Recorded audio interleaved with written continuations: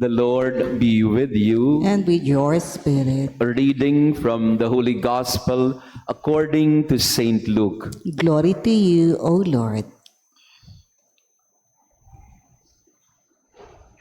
The shepherds went in haste to Bethlehem and found Mary and Joseph and the infant lying in the manger. When they saw this, they made known the message that had been told them about this child. All who heard it were amazed by what had been told them by the shepherds. And Mary kept all these things, reflecting on them in her heart. Then the shepherds returned, glorifying and praising God for all they had heard and seen, just as it had been told to them. When 8 days were completed for his circumcision, he was named Jesus, the name given him by the angel before he was conceived in the womb. The Gospel of the Lord. Praise to you, Lord Jesus Christ. Please be seated. Praise be Jesus Christ. Now and forever. Good afternoon, brothers and sisters. Happy New Year po sa ating lahat. Pakibati nga ng Happy New Year din ng ating mga kasama ngayong hapon. Sana po ay nakatulog na kayo at natunaw na rin ang mga kinain nating medianoche. Maraming paraan po tayo ng pagsalubong ng bagong taon. Kagabi po, I was so amazed and surprised dahil sa New Year's Eve Mass, halos kalahati na nagsimba po ay naka-brown. At ngayon nga tinitinan ko rin kung may mga naka-brown. I was not informed. Hindi ko alam na ang color of the year 2025 pala ay mocha, no? Mocha mousse. Kulang na lang lagyan mo ng milk and coffee para talagang so I think yung mga naka-brown dito ngayon ay na-inform sila na ito ang color of the year. That's one way of ushering in or welcoming the new year by wearing the right clothing or apparel. Ang iba naman ay, kagabi po, nagpamigay kami ng apple. Yan, kasi nga daw ang mga bilog ay tanda ng prosperity, no? At kahapon din po, may nag-text po sa akin na nagtatanong, Father, ano pa bang prutas po ang bilog na pwede kong ilagay? Ang dami-dami ko ng pinagkakaabalahan. Talagang tatanungin mo pa ako ng... Tapos kahapon po, dyan po sa may Landers, I was told, no, mga several cars po kami, nagdadrive ako, at pinigil kami ng mga kabataan, no, dahil meron silang mga hawak na malalaking mga, hindi na nga labentador yun talagang mga halos kasing lalaki ng bond paper ang lalaki. Meron silang hinagis na 5 sabay-sabay na hindi pa pumuputok. So hindi kami makadaan, kaya hinarang nila kami kasi daw baka biglang sumabog yung 5. Kasi naman, ba't naman kasi kayo dyan sa daan magpapaputok na pagkalaki-laking mga mga firecracker? Siguro mga 3 minutes bago pumutok yung 5 firecrackers. Kaya mga na-traffic kami ng konti. So sabi ko sa mga kabataan, siguro naman doon na lang kayo sa loob kasi makakabalam sa mga nagda-drive. Tsaka, di ba dapat ang paputok ay pampaalis ng malas yan, di ba? Pinapaalis mo yung malas para magising yung masamang espiritu, umalis. Kung sa labas niyo pinapaputok yan, di saan pupunta yung masamang espiritu dyan? Kung maging logical tayo sa pagpaputok, dapat sa loob ng bahay, no? Kasi para lumabas yung malas. Anyway, hindi ko na pinatulan yung mga bata. Pero kasi, naging abala. Pero maya-maya, biglang bumuhos ang ulan sa loob-loob ko. Buti nga sa inyo. No? Killjoy, no? New Year na New Year, killjoy na killjoy si Father. But we have different ways of welcoming the New Year. But the church proposes to us that the best way to usher in the New Year is to refer to Mary because she's the mother. Lahat tayo nagmula sa sinapupunan. We were birthed by our mothers. And Mary too, as the mother of Jesus, she was the beginning, so to speak, of the new life that the church has because of the birth of Jesus. So every January 1, we celebrate also the solemnity of the Blessed Virgin Mary, the Mother of God. Sa kanya tayo binabaling ng simbahan para anong pinakamagandang paraan ng pagsalubong? Tingnan si Maria. At sa ating ebanghelyo, binigyan tayo ng dalawang katangian ni Maria. Mary kept all these things and reflecting on them in her heart. Pinagyaman niya sa kanyang puso, tinago niya ang lahat ng mga nangyayari na nakikita niya at pinagnilayan niya at sinubukan niyang unawain ang mga pangyayari na bumabalot sa pagsilang ng kanyang anak. I think mothers precisely have those two important functions in the family. They are keepers of memory and they help us understand our family because they are the beating heart of every family. Bago tayo iniluwal sa mundo, nasa mga sinapupunan muna tayo ng mga nanay. So the best image for New Year is always the mother. She gives birth, she's the keeper of the memory of the family, and the mother also is the one to explain to us why things are this way or that in our family. Sila din yung nagbibigay ng paliwanag. Sila yung ilaw ng tahanan.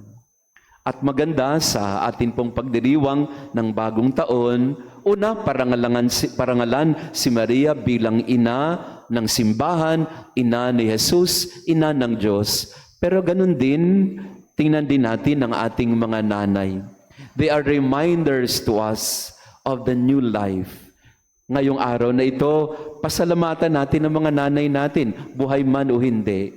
Thank you for the gift of life that you have given to me. Of course, the father is also involved in that. But by and large, the mother has taken care of us in her womb and gave birth to us during delivery.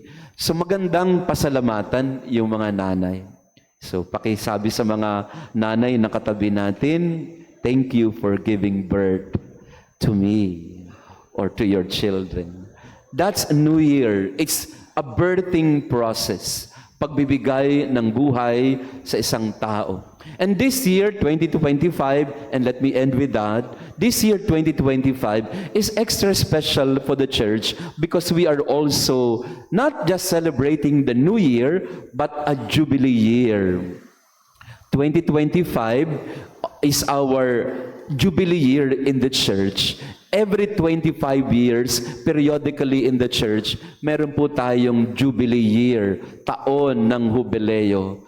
Ang Jubileo ay salitang galing po sa Yubel. And Yubel refers to the horn that is sounded to begin the celebration of the Jubilee. In the Bible, the Jubilee is declared every 50 years, announcing that there is now release to the slaves, freedom from debt, in the Jubilee, restoration of the land, rest of the land, and recovery of the family, and going back to the family.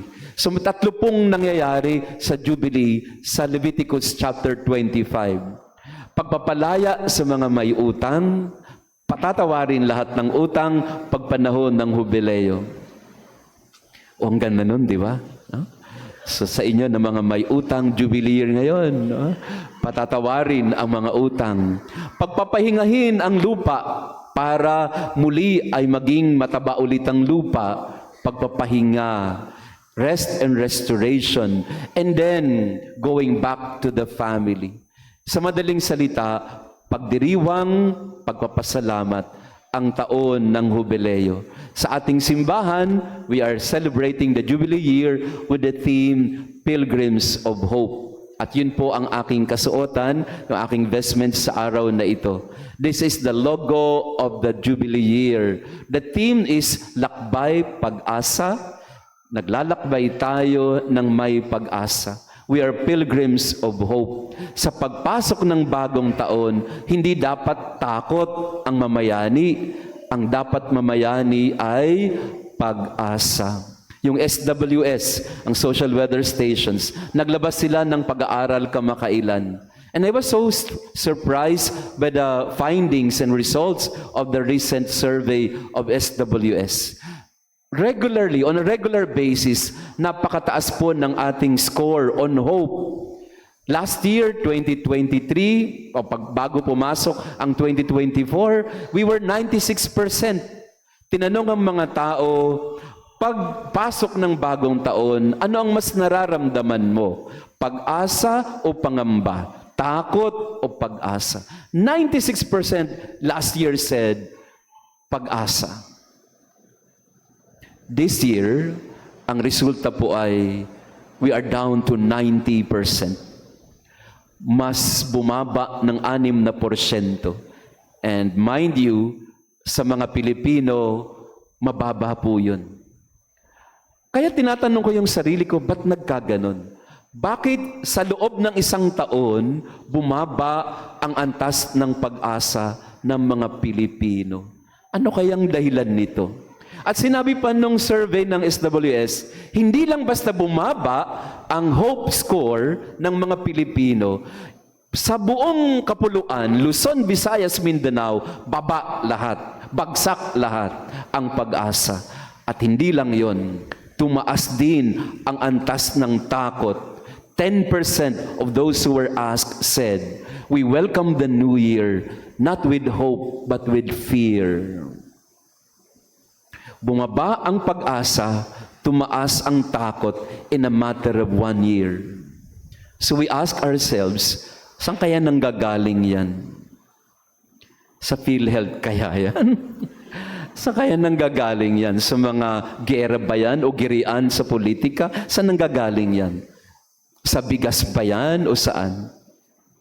Magandang tanungin ang ating mga sarili.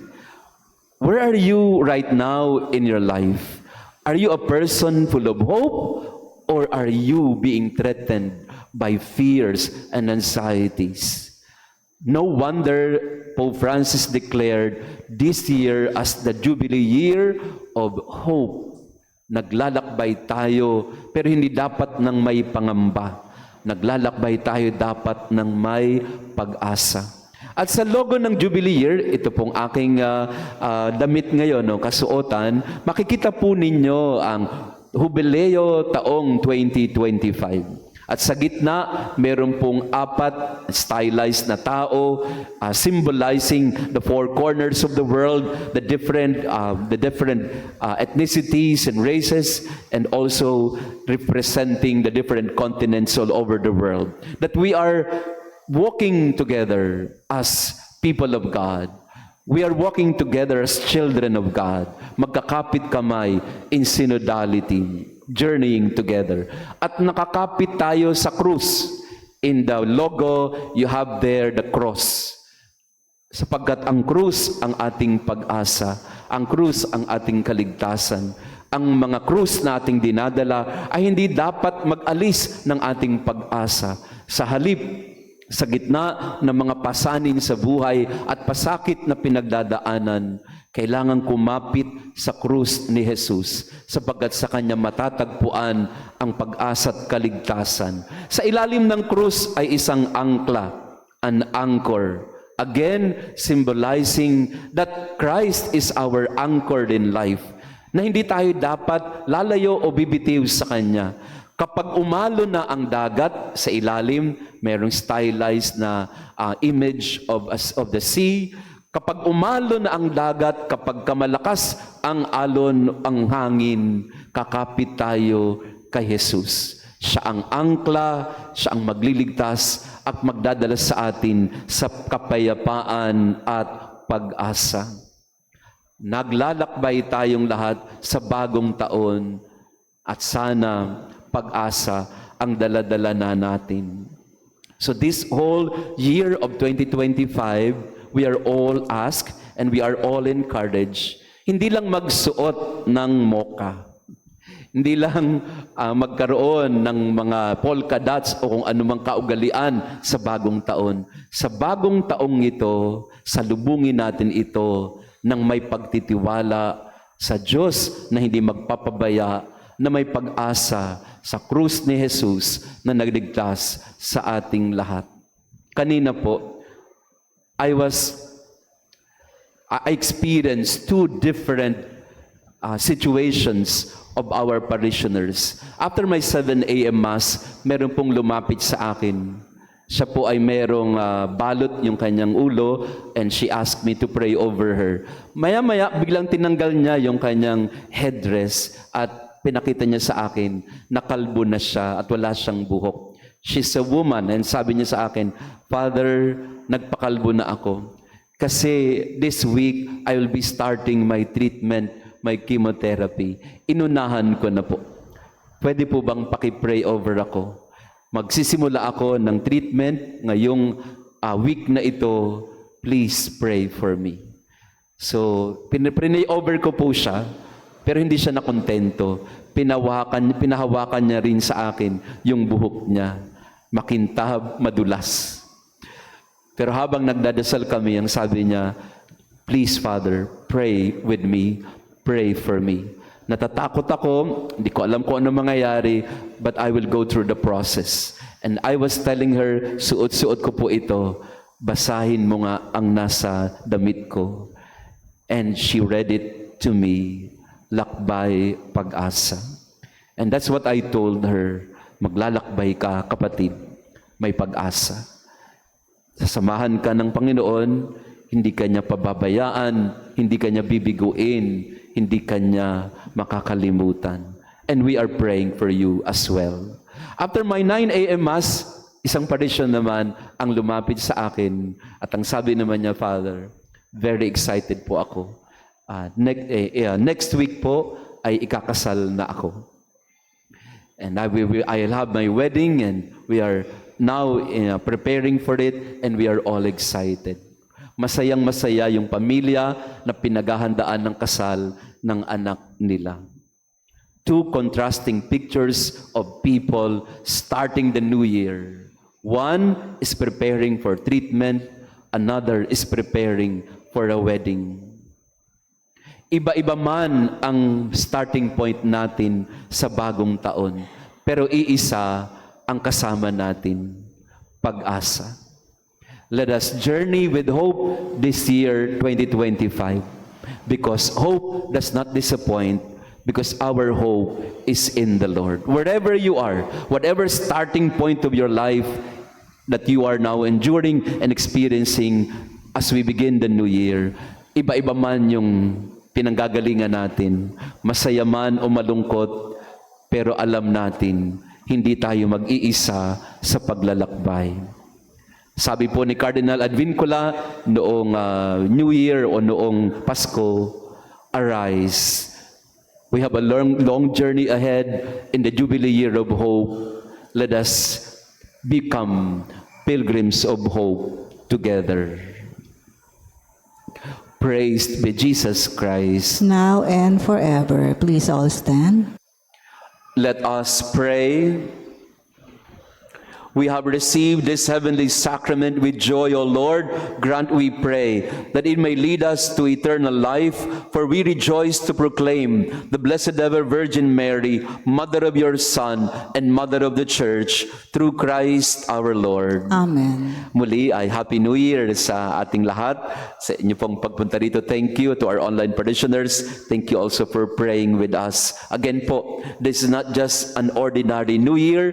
This is Jubilee Year of 2025, the year of hope, at sana pag-asa ang dala natin sa pagsalubong sa bagong taon. Kung wala pa ho kayong calendar, parish calendar, you may want to go to the office para meron po kayong kalendaryo, our simple token of appreciation for all your support to our programs and projects in the parish.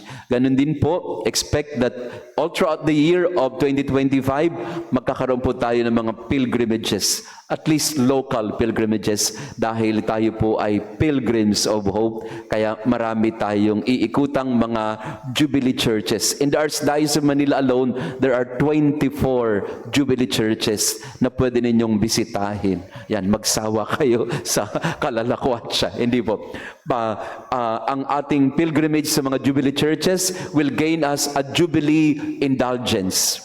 Yan, for next Mass, yun pong ipapaliwanag ko naman. What is a Jubilee indulgence? What is the grace of the Jubilee that we receive? Maybe I'll explain it some other time. But for now, Happy New Year, Happy Jubilee Year to all of us. The Lord be with you. And with your spirit. And may our loving God bless you and your family, the Father, the Son, and the Holy Spirit. Amen. Our Mass for the New Year has been offered. Go in peace and celebrate the New Year with hope in your heart. Thanks be to God.